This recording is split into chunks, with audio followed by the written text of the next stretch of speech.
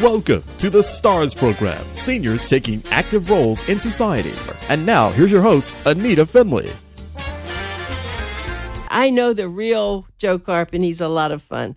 Good morning, Joe. Good morning. How are you today? Fine, thanks. You know, your column that you now wrote, which will be coming up in our September issue, is really very important. I mean, all your columns are great, but I have to tell you, will your money last your lifetime? No matter you age, no matter what your age is, it's time to budget. Oh, my gosh, that was a great article. And I'll tell you what sparked the whole thing. I came home. I had seen two clients that day who were befuddled. They were running out of money. And when I talked to them, two things were apparent. One, they had never thought about that possibility, which they had should have thought about 20 years before, because they lived the mindset of the way they lived their working years. In their working years, they just figured, well, I've got my paycheck, so I've got constant income, and I can always cover the bills. And I've got this Social Security coming, and I've got equity in my house, and I have 401k, and I have some savings. And with the Social Security, we'll be fine. And the first thing they did when they retired was move down to Florida to the lifestyle that they wanted. And they moved into a community with seniors, and they got themselves houses in which they had the cost of maintaining the house, and all of a sudden, the only room they didn't need in the house was the kitchen, because they never thought of eating in on an evening.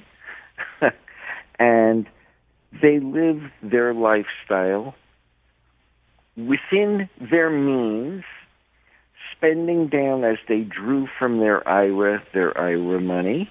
Occasionally will take a trip and spend a little extra, use some of their money from their savings to do certain special things, and all of a sudden, they're 80, 85, and it hits them between the eyes.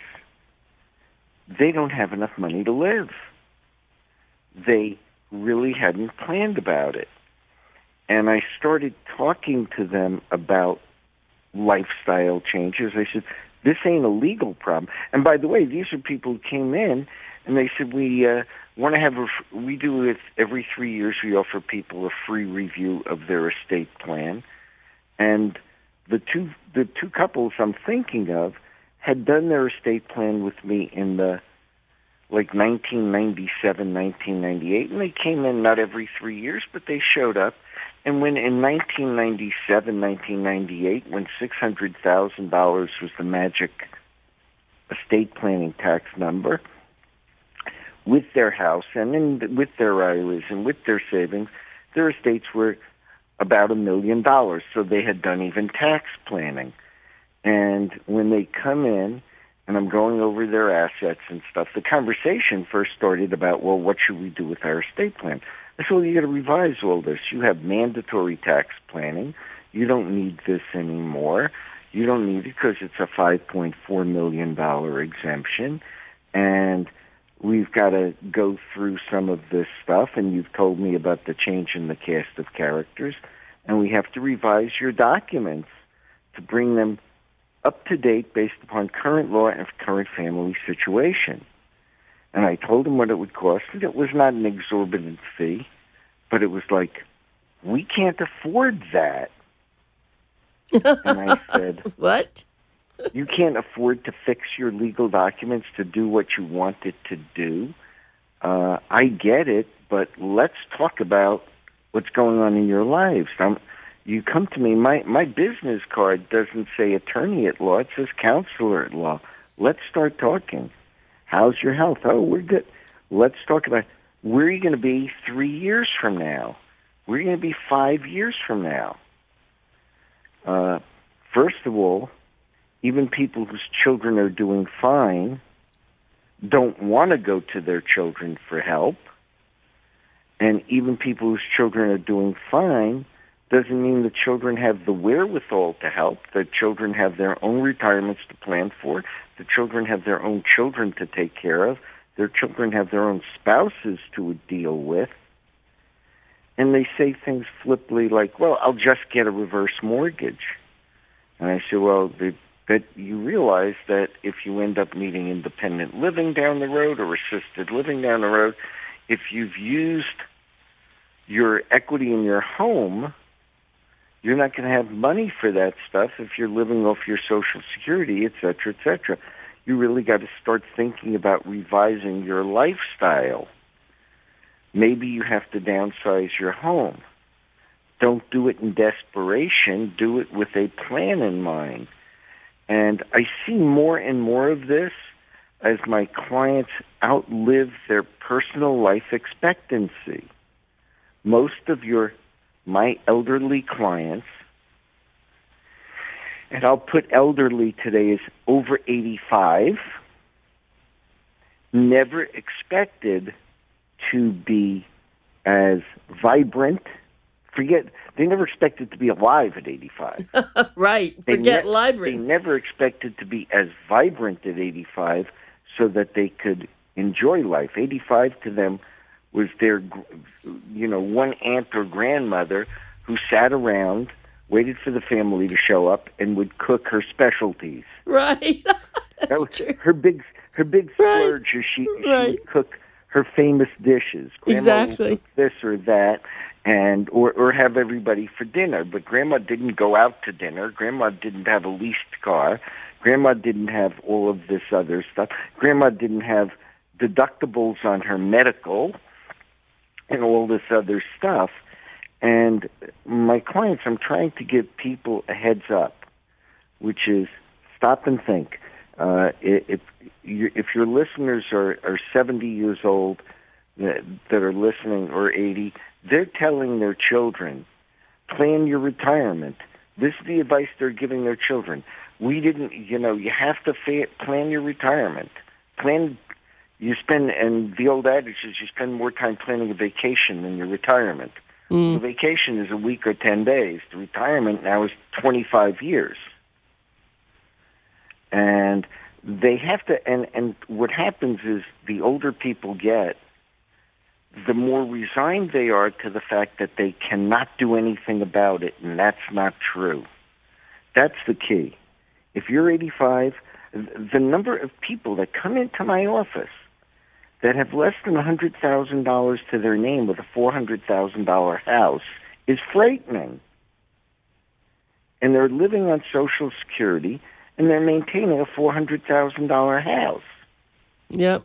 I know that house brings you good feelings, but the economic trepidation and fear that you live with because of that is frightening.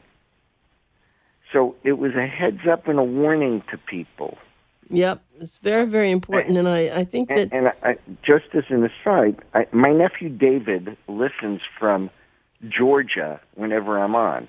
David, you're hitting a big birthday. Start planning for your old age now. You're going to be 49. At 49, right? You should think about how you're spending your money so that at 89 you're not going to be walking around figuring out how am I going to live. That's very good advice. The problem has been, too, though, hasn't it been that a lot of people did plan, but then the pensions went away, and a lot of things have changed. So even though people did plan, you can only plan so much, right? Yeah, well, yes, but no. There's not that many pensions went away. Most of the people who come into me don't have pensions.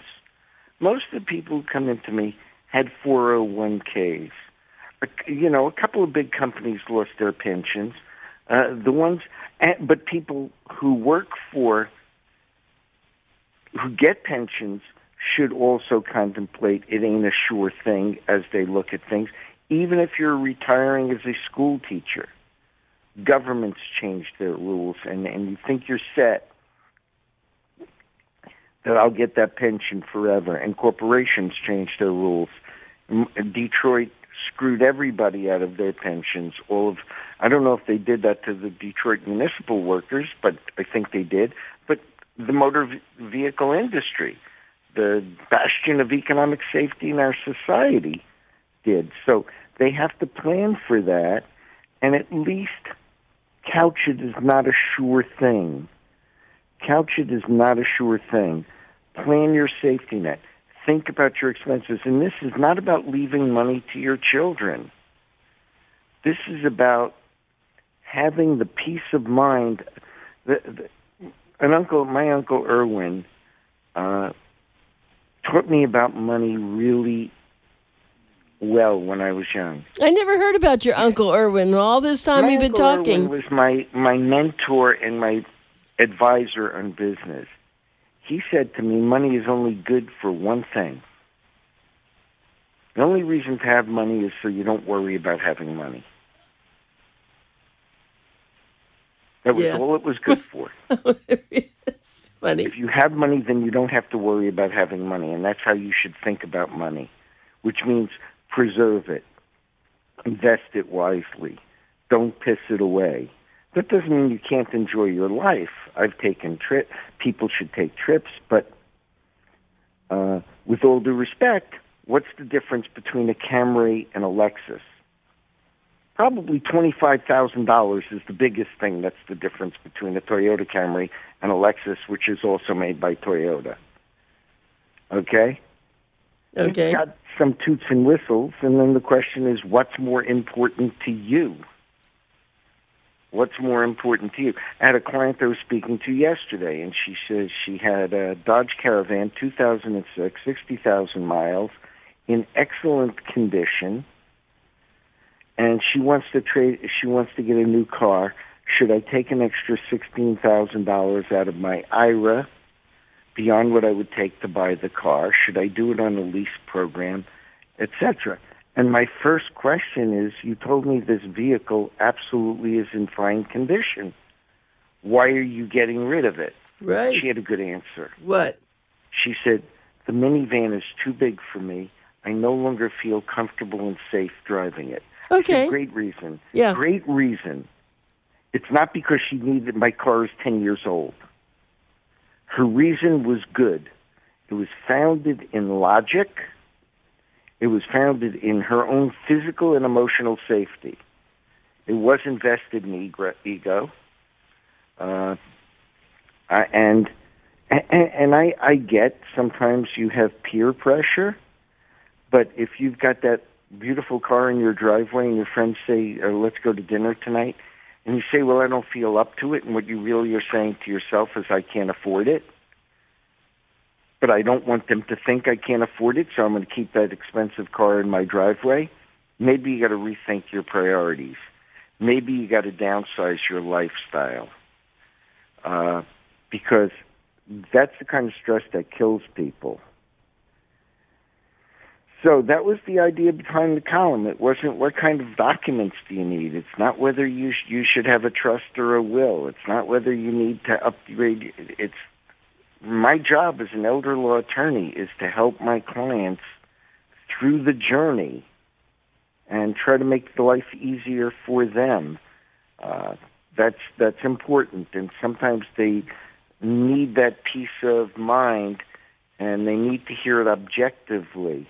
You know, I just want to interrupt here and tell you something that after I read the article, even though I always watch our money and try to watch things, I got very serious about some of the stuff that you said, and I was talking to Bill about that. I said, we need to do this, we need to do that, and so it was very good. I'm sure a lot of people who will be reading it, because I got it, because, I had to proofread it, but people who are going to get it in this September issue are really going to enjoy that. That's something you should really make sure all your clients and your old and new clients get that.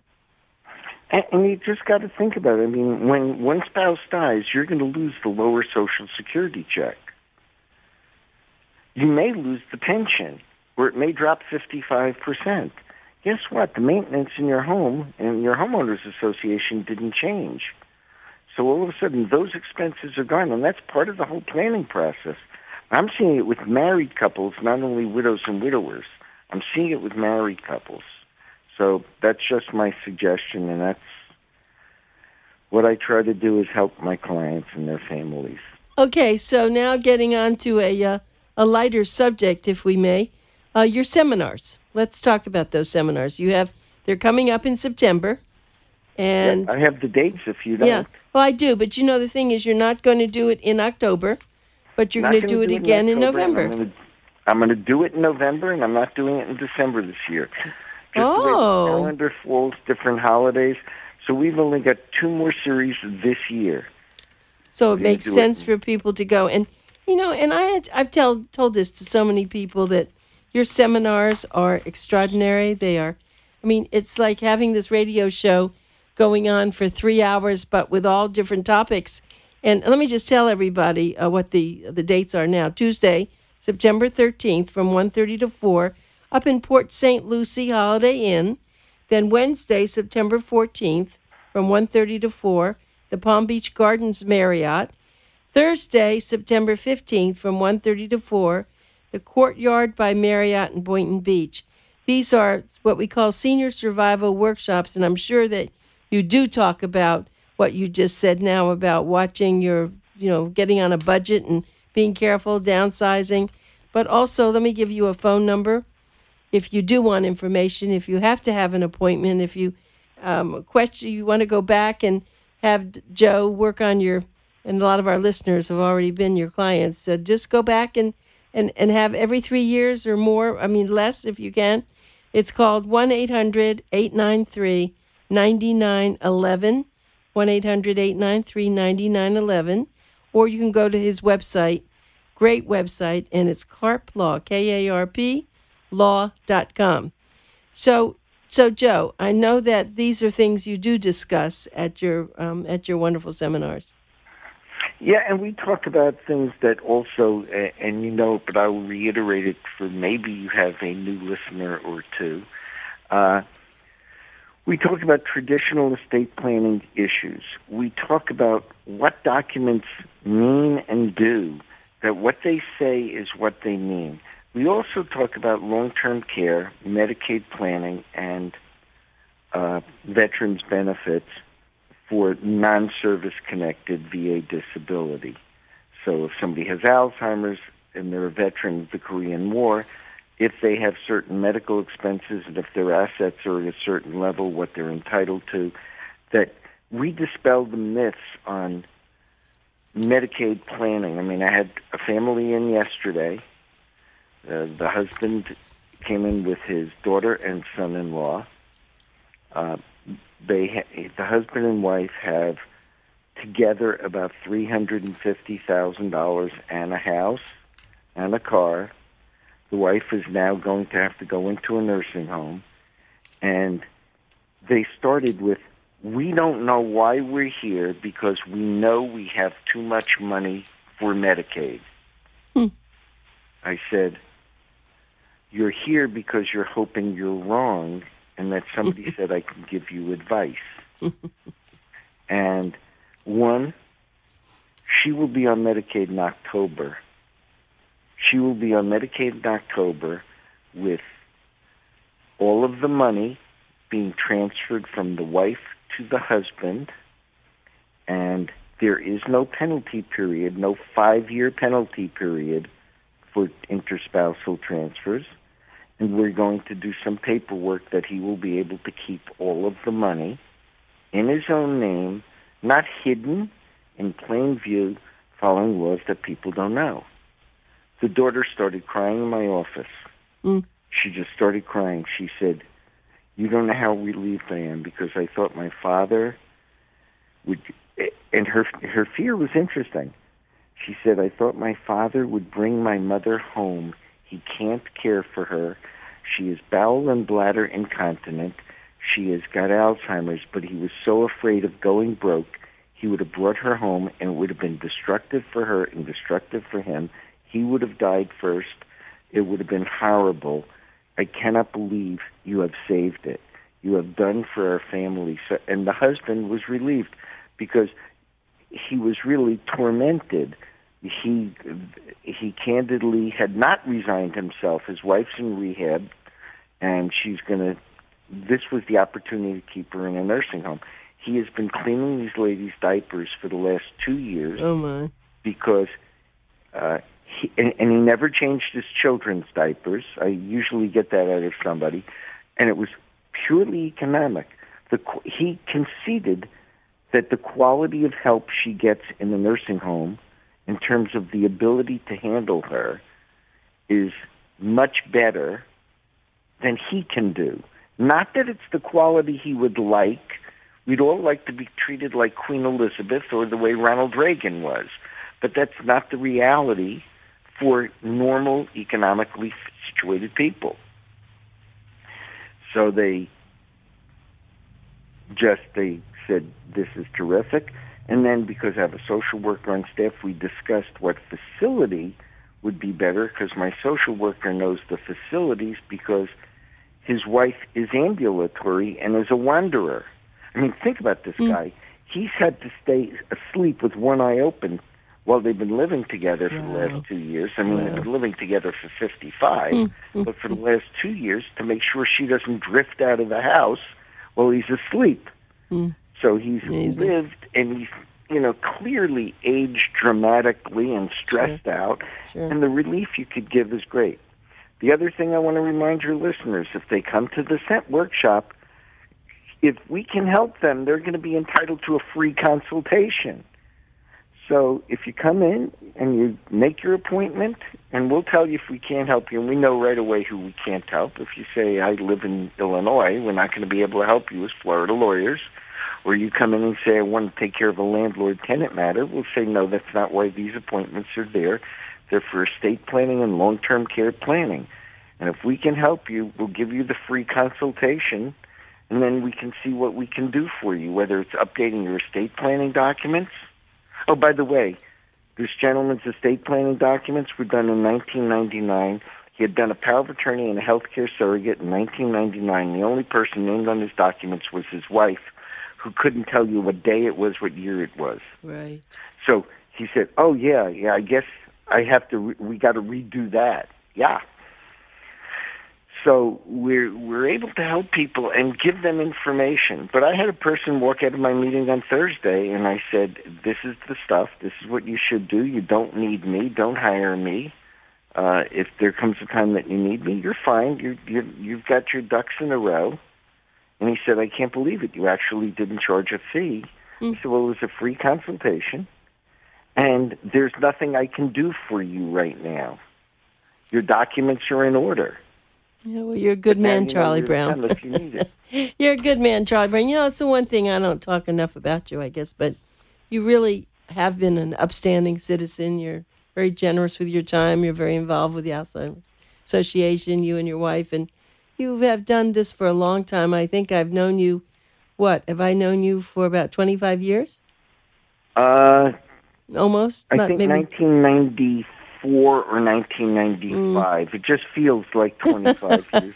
And I've seen you grow. You've seen us grow. And we have certainly, our lives have been very good based on, when you look at other people. We've done well, both of us. But you have certainly helped so many people, Joe, and I know that people are proud of your profession. A lot of lawyers probably don't feel as good as you do about your profession, but you're really a beautiful human being, and you do a lot of good work. I just know what you've helped people. I have a friend, Stuart Fleischer in Colorado, who says, his joke, he's an attorney, he says, that other 99% of lawyers are giving us 1% a bad name. Right.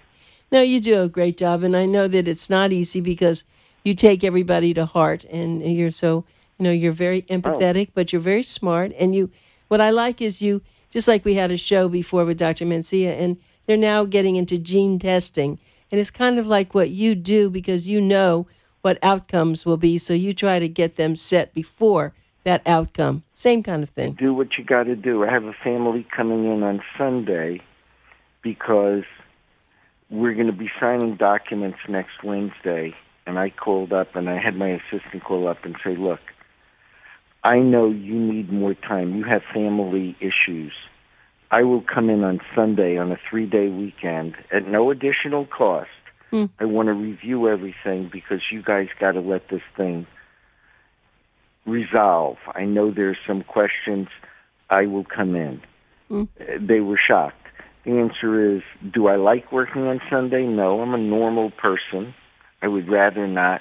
But I take my responsibility seriously. I said, if they said, well, why are you doing it? And I said, well, that's my responsibility. I said, if you called up and said you wanted to hire me on Sunday and write the check that you wrote, I would have been there if I could have. Now I have to earn that check, and if it means I have to earn it on a Sunday, that's what I do. Well, you've earned your radio show today, and I hope I have too. So thank you, Joe, and have a great holiday. Have a great Labor Day. Yes, thank you. We appreciate it. We'll talk to you. Take the day off. Yeah, all right. Okay. Goodbye. Bye-bye.